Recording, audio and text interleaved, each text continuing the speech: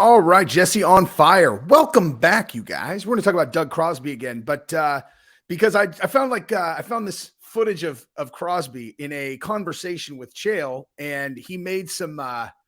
He's charismatic, man. I'm going to give him that. I felt like I should do this because I feel like the whole world is hammering him, which maybe he deserves. So I'm at least going to compliment him a little bit, and I'm going to say he is a charismatic, very well-spoken gentleman. I'll give him that.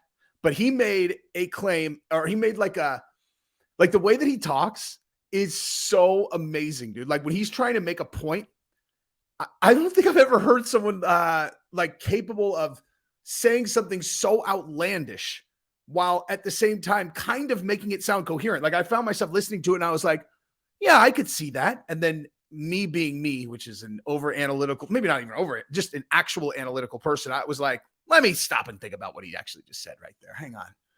Yeah, that's completely insane. Like that is a completely insane thing to say. And if I know myself, I mean, one of the main reasons I wanted to do this video is because I knew I could clickbait the living shish kebab out of the metaphor that he used for the new. I believe he was referencing directly the New Jersey State Athletic Board. I think it was the new, whatever board is responsible for giving out licenses for people to be judges, right? He compared them to a very notable political movement in the 30s in Germany that you guys might know of, you know? And the way that he did it, again, I'm going to play it for you guys so you guys can hear it. It sounds totally like he says it and you're like, all right, yeah, that makes sense. And then it's like, now pause it. You're all, just so we're clear, did he really just compare this to that? And you're like, man, that's the craziest thing I've ever heard. Anyway, we're going to get into that. And then I'm also going to show you guys a story that Jon Anik told about Crosby. And I'll be honest, the only reason I'm doing it, you know, I don't have any like personal problem with Crosby or anything like that. It's just because like he's topical right now, you know? He's topical. People are talking about Crosby. And so I'm going to talk more because there are new stories and there's some really funny stuff in here. And I'm going to show you these videos and we're going to go from there. Now, before we get into it, like every other video I say on this channel, we make a gentleman's agreement. If you're going to watch my content, I ask that you subscribe to the channel. I work really hard. You know, I always say like, look, dude, there's a jar at the front of the store. Take whatever you want. Just leave a quarter. It doesn't even cost you a quarter. You just have to subscribe to the channel and we're good. Shake on it.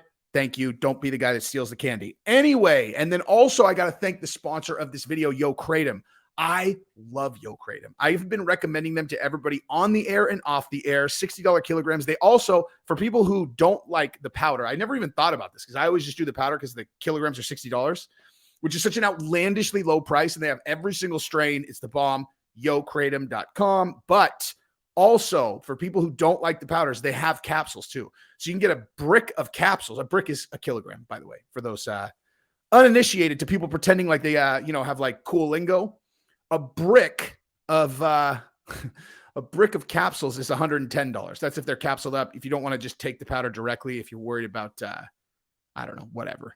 So those are there too. Give them a look. Yokratom.com. You'll love it. All right. So here's the deal. I'm going to show you right out of the gate.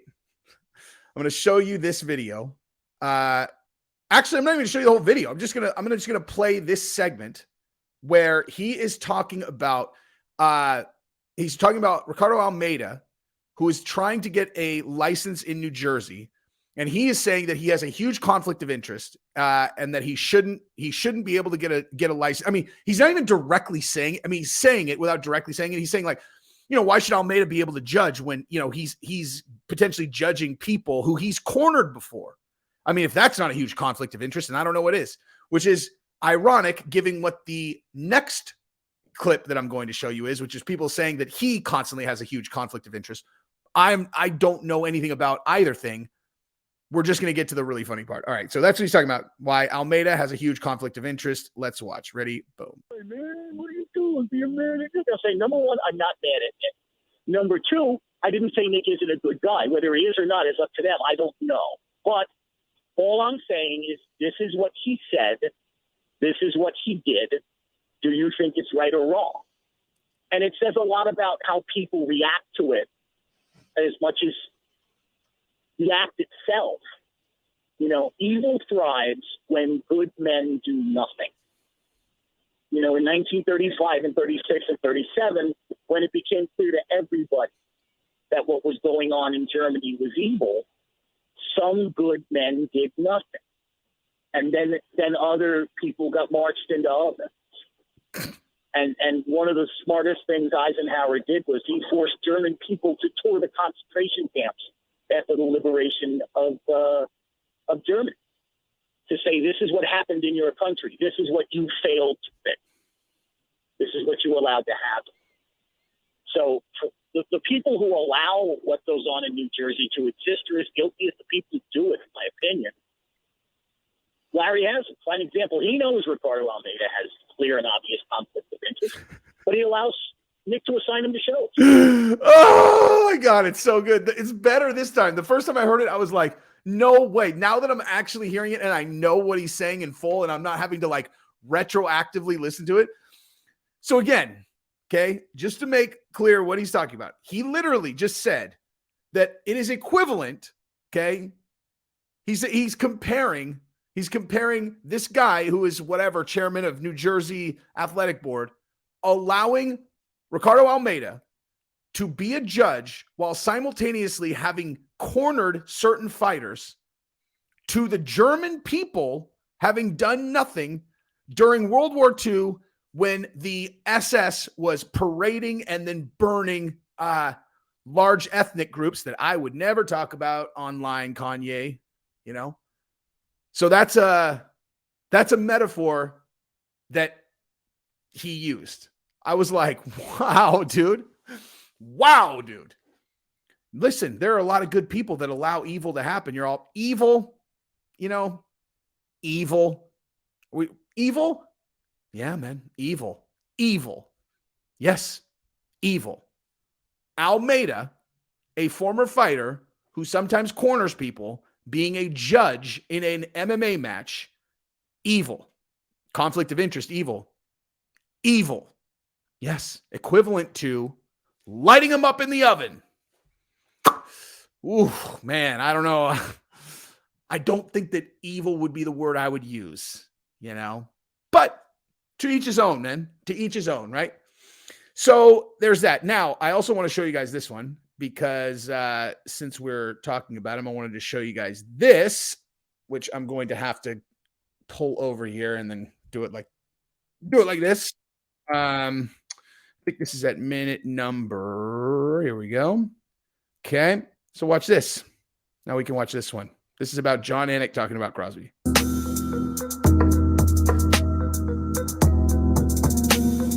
I consider Jeff Mullen a friend, and I do believe that they will absolutely not allow that to happen anymore in terms of the quick turn for judges. But again, there's just so many things going on. I don't even know where to begin. Yeah, here's my point. It has nothing to do with his judging. Everybody's going to make mistakes. This guy's just a rotten human being. Yeah. Has nothing to do with the judging. This is what Mazzulli's got to figure out, because I think Mazzulli's responsible for this guy coming back. And I could be wrong, Mike. I'm just saying this is my thought process. Was I know after Virginia, that fight that you remember, you got on the mic with Al, and you booing me. Jorge Masvidal, yep. Where Crosby won 30 again across the border. He won every round. Masvidal, right? After that fight, he should have never been in that seat judging that fight. We were in the middle of, he had a court order of protection against the ring doctor. I mean, they know this. And he sat his ass in that chair, knowing he was going to judge my guy's fight, and we had a problem. So he's saying that Crosby had a court order of protection against the ring doctor or the cut man. I can't remember, whatever. Someone that was in that fight and he shouldn't have been there. And that Longo and Ally Quinta, that they had a problem with him that was active during this fight. And then Crosby scored it 30-27 for Masvidal. Oh man. It's kind of, listen, like, it's obviously not funny, like when fighters like get hosed or whatever, but I know Masvidal thought he won that fight anyway, but like, I don't know, man. It's almost kind of funny. You're like, man, these guys got balls, dude. Like, if that was me and I knew I had an issue with like guys that were over there and I was judging, like, I would make sure that I would be like, even if I go the other way, like, I'm going to at least make it 29-28. I'm not just going to literally just stick my finger right down their throat and be all 30-27. How you like them apples? But listen to this next part, and you'll see he and I have different personalities. That's a major problem. This has nothing to do with the judging. Right. This guy's got to be looked at for his character, and he has zero when it comes to that. There are reportedly countless examples of him just, bullying and harassing, right? And I will tell our audience, I once went to Mark Ratner because of my relationship with Ray. Crosby's essentially motherfucking me with his eyes across the octagon. Well, that's who he is. Every time I look over from the broadcaster's table, and I said, Mark, can you just please, not have that happen? I'm trying to call 8 hours of fights. I don't need this guy, in threatening mode. So yeah. Okay, that's also hilarious, dude. Because again, I talked about this briefly on my live stream where it's like, okay, so basically what that means is, okay, where's Jon Anik sitting when he's announcing the fight, right? He's sitting directly in front of the octagon. He's sitting like right there. Judges are on the other side, right? So you got the judges table over here, and you got the, the fighter, the commentators over here. Like they're all right next to the octagon. So if I'm in that situation, I have some kind of issue with a dude, and I sit there, I'm like, oh, God damn it. There's that guy. And I'm like, I'm just going to avoid them because I don't want to make it awkward. Like, you do your job. Just leave me the fuck alone. Like, I don't like you. You don't like me, whatever. And he, while judging, because the only reason he would be there is if he's judging, is just like, oh, what? You're not, I thought you had something to say, Jon Anik. And it sounds like he had a problem with him because he's friends with someone, not because, I don't know, man. It's just so bizarre to me. It is so bizarre. But I would also never force someone in a hole. I would never throw a person in a hole, It's just not a thing I would do, personally. So there's that. Now, I also wanted to do this because there's a guy who did this great, it's a really short video, but it's about Crosby, and I wanted to give his channel some shine. Because I was very impressed with his video. And so you guys can watch it with me also. This is Cup Check. Less than 2,000 subscribers. You guys, I mean, that's a low count for something this solid. The guy behind the most controversial scorecards in MMA. But he isn't someone who is just bad at judging fights. He is doing a lot of weird stuff behind the scenes. For example, he is known to befriend fighters and offer them roles in movies, which is obviously a conflict of interest. This is what Big John said about him. Who's you? Doug Crosby. Okay. He hands out sheets saying, you guys need to say these lines because he comes from the movie industry. Hey, he puts guys in stunts and movies because, hey, I can get you into this movie. It's just, you have to separate it. You have to separate this. You want to be in the movies and you want to do that, that's great. You can still do the judging, but you can't bring fighters involved in it to gain any kind of, oh, hey, this guy did me a favor. Oh my gosh. Would you call that a conflict of interest? Is that the kind of thing you would call a conflict of interest? Because gosh, I mean, if I knew about that and I didn't say anything and I didn't do this video, gosh, that would be kind of like signing off on the Holocaust, I think. Feel like if I didn't do this video, now that I saw what he said, and then now I know what John McCarthy taught us, I mean, I feel like I would be signing off on the Holocaust if I didn't do this video. So that's why I had to do it. It just, it was required, Can't do it. And this isn't a new thing. Doug has been doing this for so many years. Back in 2015, he was accused of this same exact thing. He faced backlash because he never notified the athletic commission about this conflict of interest. And then there's also the disturbing get into the whole story that Uncle Chael told back in the day. And sees that it's just this dark tunnel of doom. I know you guys know this story. And for reasons unknown, he tells John to get in. John said no. And Steve said, you can either get in the hole or I'm going to put you in the hole. But John refuses, so Steve tackles him and is now trying to throw him into the hole. It's so crazy. It could literally be his death. It's so crazy. Literally. Check out Zach Riddle's video because he did a very good job of covering that story. And excellent. I'll put a link in the description. The point is, he seems like a very shady dude and nobody likes him. Big John hates him. Ray Longo hates him. Eric also says there's a conflict of interest. Ariel doesn't like him. And a lot of fighters also don't like him. Ali Abdelaziz So the doesn't like question either. is, why is he still here? After all of this backlash and controversy regarding the Paddy fight, he is still here. In fact, the California State Athletic Commission created a new rule for traveling combat sports judges.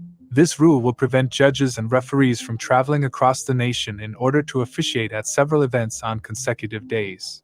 So instead of firing this one guy, the commission is doing this mental gymnastic just so they don't have to get rid of Crosby. Yeah, and listen to this, dude. You want to know what's so crazy about this? So that you guys get the point. That's the video. It's great, right? So and again, hang on, let me just make sure I plug him again. I'm using his video. Cup check. Great video, brother. Anyway, so I'll finish what he was going to say because this is just like, it's crazy. Okay, so what ends up happening, right, is guys like Herb Dean, you know, and other guys who are great judges. I'm sorry, other guys who are, other guys who are like refs and judges or whatever. They can't do consecutive